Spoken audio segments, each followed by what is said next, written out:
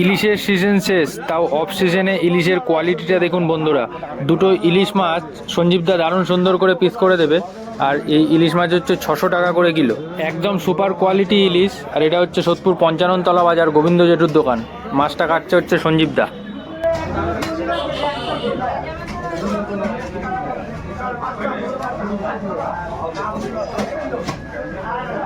চার চার 8 পিস করে দিলাম।